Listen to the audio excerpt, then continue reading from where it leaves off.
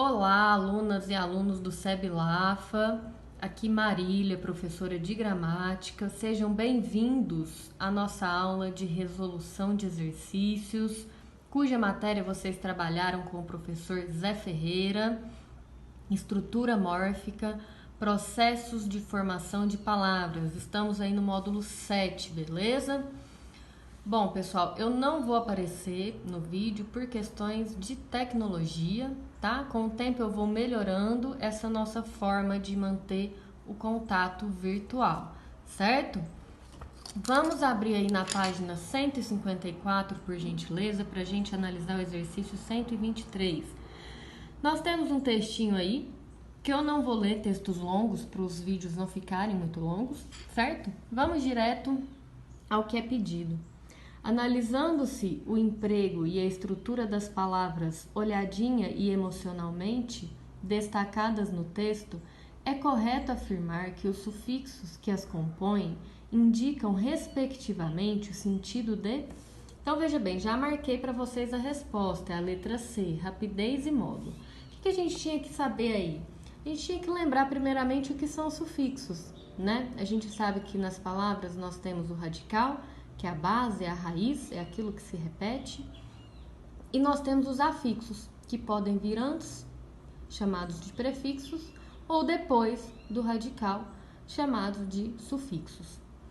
Esses prefixos e sufixos, eles trazem sentidos às palavras. Então, a gente adentra o mundo da semântica, certo? É com isso que a gente vai trabalhar nesse módulo. Quando a gente observa a palavra olhadinha em seu contexto, a gente vê que trata-se de uma rapidez. Uma organização não governamental holandesa está propondo um desafio que muitos poderão considerar impossível. Ficar 99 dias sem dar nenhuma olhadinha no Facebook. Essa olhadinha não diz respeito a uma olhada pequena, mas sim a uma olhada rápida, sim, breve. Por isso, traz a ideia de rapidez. E a palavra emocionalmente, o sufixo mente, ele é um sufixo adverbial, que traz a ideia de modo, certo? Atividades emocionalmente mais realizadoras. É a forma como vão se dar essas atividades, é o modo como vão se dar essas atividades, beleza? Vamos para o próximo exercício. Página 156, exercício 130. Vejam aí, esse eu vou ler com vocês o texto que é bem breve. A capoeira, a guardiã do jogo, da brincadeira, do faz de conta que luta, mas joga com o outro, que simula um golpe e tira o outro para dançar, e que tem uma vinculação étnica e racial com o percurso e o lugar da negritude em nosso país, acabou em algumas escolas, ensinada sob o controle da esportivização com regras e pontuações. Identifique um substantivo que, formado com o auxílio de um sufixo, conota um processo desvantajoso à prática da capoeira na escola. Justifique sua resposta. Bom, pessoal, a palavra em questão é esportivização, certo? Vem comigo. A gente pode desmembrar essa palavra, não reparem as ferramentas muito avançadas. Vejam bem, a gente pode desmembrá-la em esportivizar mais são. Mesmo a palavra esportivizar, a gente já tem ali um sufixo que eu marquei a lápis, veja bem, visar, tá? Nós já temos esse sufixo que transforma a palavra esporte em verbo. Depois a gente adiciona o são, que é um sufixo que transforma o verbo em substantivo com o sentido de ação. A gente não precisa trazer essa explicação na resposta, mas ela é importante para a gente entender, né? O que é que o exercício quer que a gente veja nessa palavra que traz um sentido de desvantagem?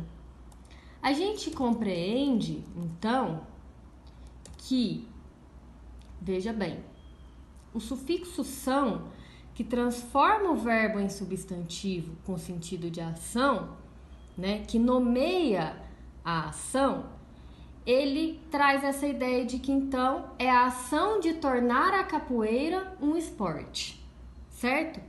Primeiro a gente precisa entender isso. Aí a gente compreende que esse processo, ele ignora as ricas e múltiplas características culturais da capoeira, como arte, como dança, como música, jogo, história, dentre outros. Então, o que a gente teria que responder é qual é a palavra, e para a gente achar a palavra, a gente teria que encontrar esse sufixo, reconhecer esse sufixo, por isso eu fiz a explicação, mas a resposta em si, da justificativa da escolha da palavra, ela vem muito mais a respeito da interpretação do texto, tá?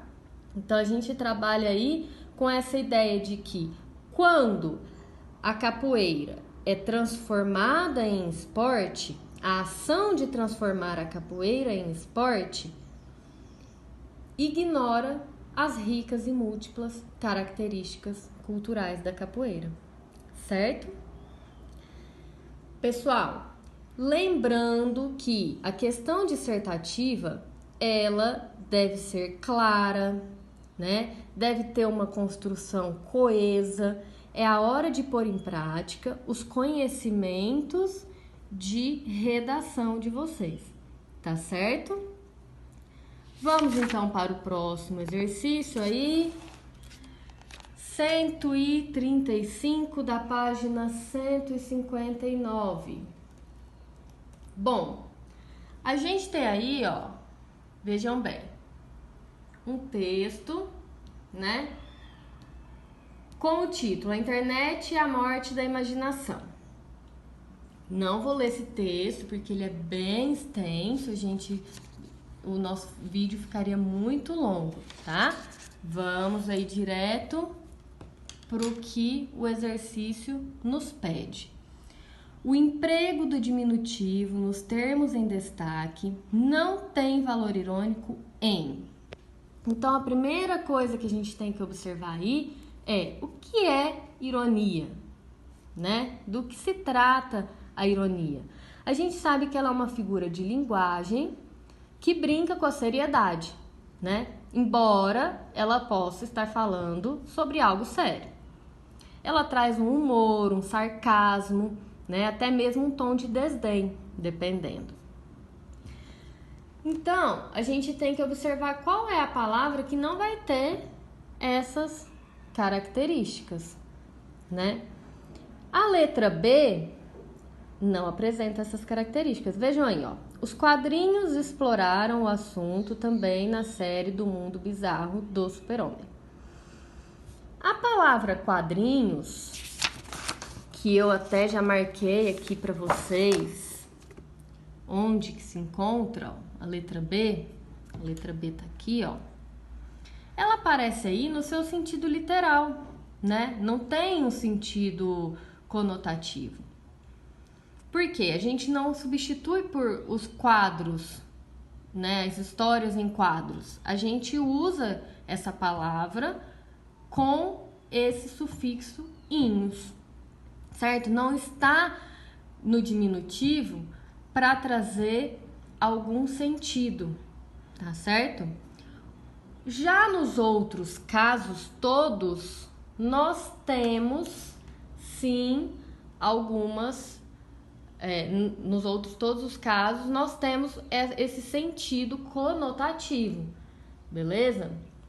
Então vejam bem, ó, quando a gente tem maquininhas onipresente, ou sorrisinhos forçados, ou dedinhos nervosos, em todos os casos, nós poderíamos usar a palavra sem estar no diminutivo. Mas o autor fez questão de marcar um tom irônico por meio desse sufixo inho ou inha, certo? Beleza, então. Vamos agora para o próximo. Página 160, número 137. Também temos um texto bem extenso. Vamos direto ao que o exercício está nos pedindo. Ó. Em qual alternativa o autor, ao reportar-se ao passado, emprega um tempo cujo sufixo tem valor intensificador? Veja bem, mais uma vez a gente se depara com o sufixo inho. Mas aqui ele já tem outro sentido. No caso da alternativa C, né? Veja aí, ó. Que bom se pudesse voltar ao começo, vestir aquele uniforme novinho. Novinho, nesse caso, traz a ideia de ser muito novo, não de ser um novo pequeno, certo? Vejam, portanto, que esse sufixo, ele carrega alguns sentidos distintos. É importante a gente observar isso, né, ao final dessa aula. Então, eles são sentidos que devem ser analisados semanticamente de acordo com o contexto em que estão inseridos. Embora essa matéria de formação de palavras, né, embora ela pareça ser muito estrutural, vejam que o vestibular cobra o âmbito semântico dos morfemas das palavras, dessas partes que formam as palavras, tá bom? Por fim, para a gente finalizar o nosso vídeo, vamos ao exercício 138, da página 161. Vamos analisar essas palavras para a gente compreender a formação delas. Primeiramente, a gente tem a palavra desiguais. Vejam lá.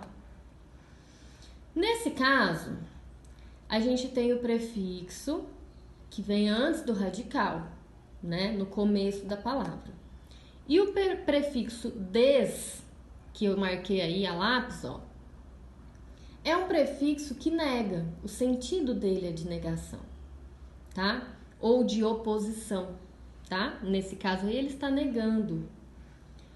Então vejam bem, a gente tem como exemplo, né, descontente, que significa não contente, desigual, não igual. Desfavorável é não favorável. Então, a gente tem esse não anteriormente, por isso nega, tá? Por isso, vai se encaixar no número 2. Contém prefixo com sentido de negação.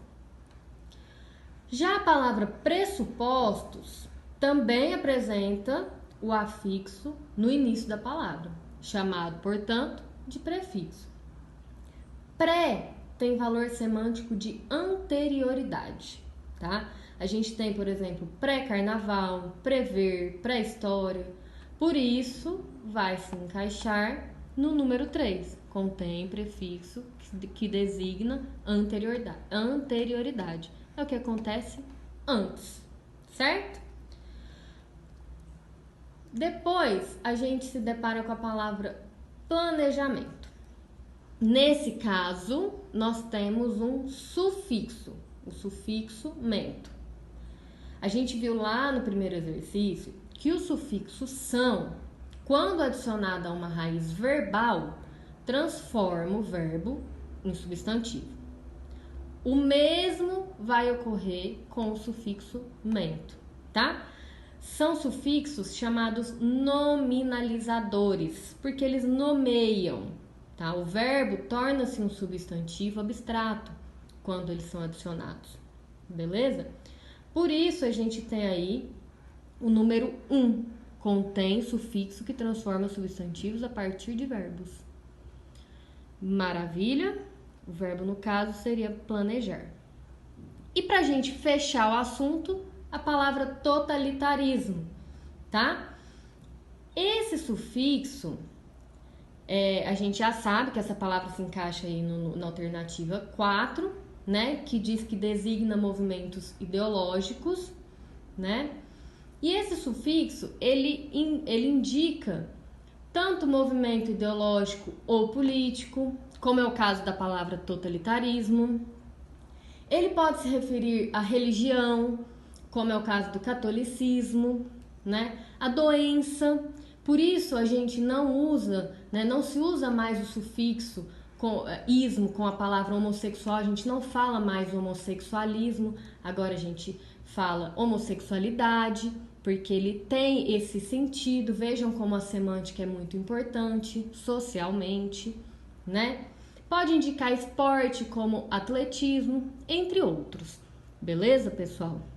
Então a gente tem que realmente dar uma estudada aí na semântica dessas partes das palavras, tá? Dos afixos, pra gente conseguir responder belezinha os exercícios sobre essa matéria. Fica um abraço aí para vocês, tudo de bom e bons estudos.